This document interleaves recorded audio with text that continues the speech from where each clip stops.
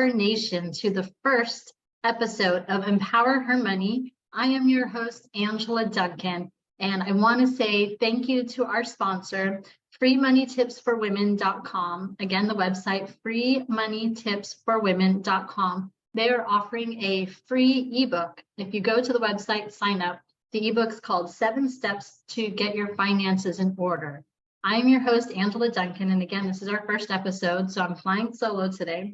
Really wanted to give you a background on my story and hopefully some things that you can relate or resonate to, provide some tips, some financial women money tips, and also give you an idea of what the podcast will look like in the future, at least what my vision is for it, right?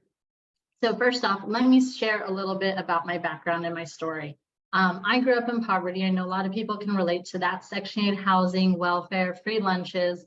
I shared a room with my younger brother who is 10 years younger than me. You know, things were a little tough as a kid, and I moved around a ton. So not only having to face the poverty side of things, but also moving around a lot was very difficult as a child. And I would say would take a huge toll on my confidence level. So lots of things happened to me as a child, and I'll kind of share those stories as the podcast goes on. You know, I've been an entrepreneur since a kid.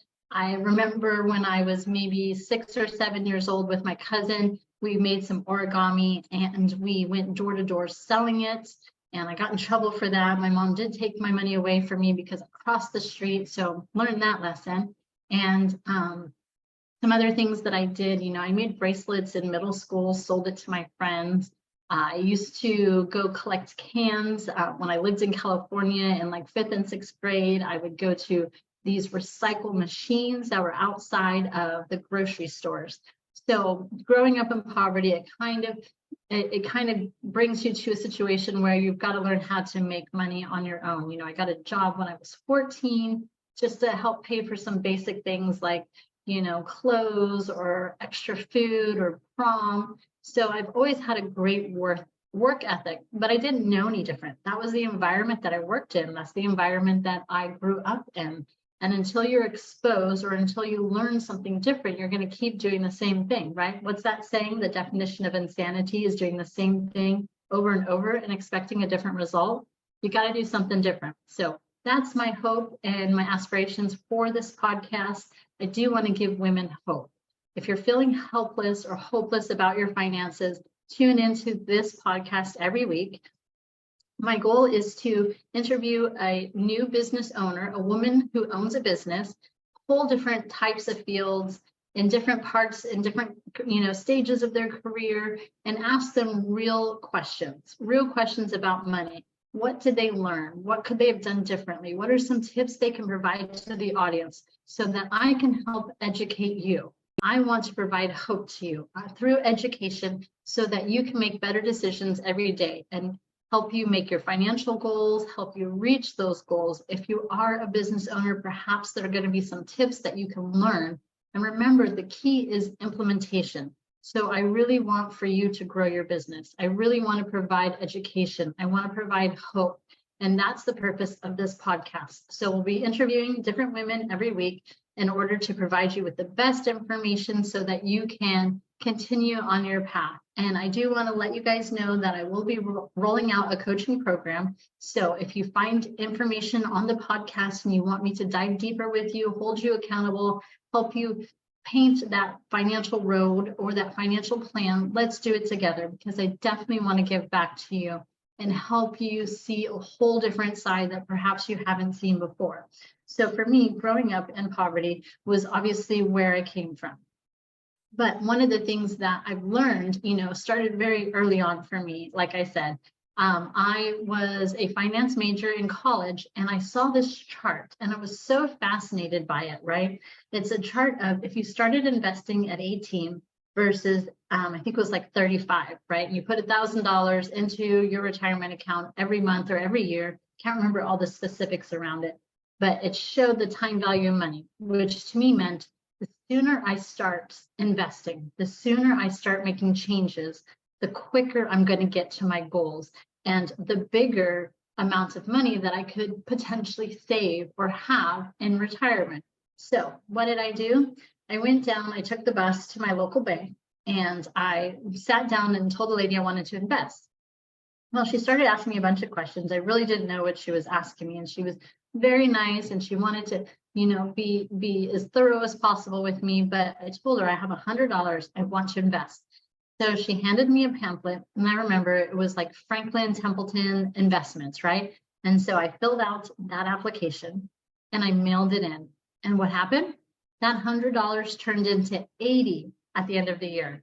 I lost $20, which at the time I was 18 years old. So that was a lot of money. I mean, I lost 20% that first year. So I cashed that out and I thought, gosh, there's got to be a better way. I need to learn more before I start investing. So that's a great opportunity for you. If you're listening to this podcast in this series, is I'm going to provide you with information. The more information you have, the more information you can make better decisions for yourself, for your own financial goals, for your own like business goals or whatever it is in life that you want to create success for. So I want to provide you that hope, and I'm excited for this podcast for you. And I'm hoping that this will provide you with the information you need to do something different with your life, to help you visualize and see there are other opportunities out there. And I want to help provide that to you.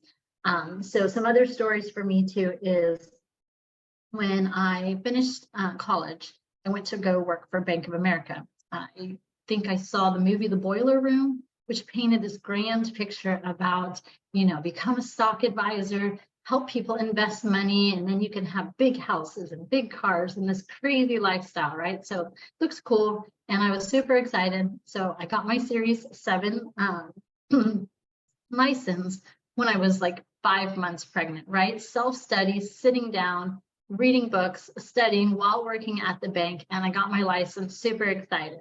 And one of my first mentors, Jennifer Perkinson, still works for Bank of America. Actually, I think it's Merrill Lynch now. And she was amazing. She was like this 5 foot tall powerhouse woman. She would walk into a room with her heels on and just had this power walk about her, very confident, very demanding.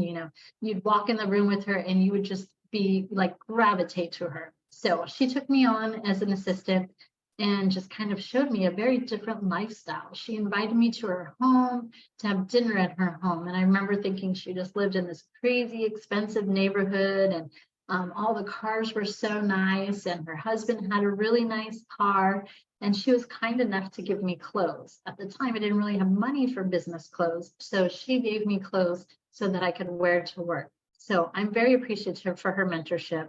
And then I also had the opportunity while I worked for the bank to work with Anne-Therese Toth, who was also another amazing powerhouse, so kind. Like I would see her with her clients and I could just feel her heart, right? I could tell that she really, truly cared about her clients. And she just opened me up to being able to help people, but coming from the heart and giving them hope in their future and in their finances. So those were two of my early mentors.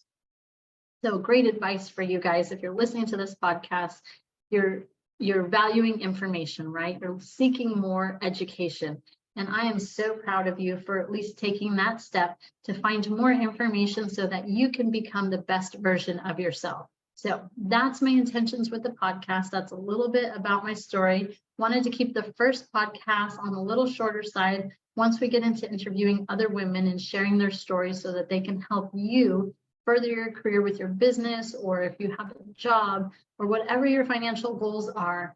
I want to make sure that these women are giving you the best tips possible so that you can continue on your financial journey. And on a quick note, I am launching a coaching program. I'm going to be doing group coaching and one-on-one coaching. So when you hear things from the podcast, you want someone to hold you accountable, you have more questions, you can always reach out to me. I'm happy to answer questions. But if you want more accountability and some one-on-one coaching, I am here for you. And I definitely want to help you on this journey. So again, welcome to Empower Her Money podcast. I'm Angela Duncan. And our sponsor, again, in case you missed it in the beginning, is freemoneytipsforwomen.com. And sign up for their free ebook. And that will get you started on your financial journey. Keep listening every week. Send me a message if you've got ideas. If you want to be on this podcast, definitely reach out to me as well. My email is info@empowerhermoney.com. and that's also my website, but definitely keep tuning in every week. And yes, this is my first podcast, so we'll work through the kinks on that one, but I am so excited for you. I'm excited to be here. I really, truly want to help you and look forward to many, many episodes and who knows, a book series, anything else that I can provide information to you and give back. I love the opportunity. So stay tuned. Again, empowerhermoney.com, and we'll talk soon.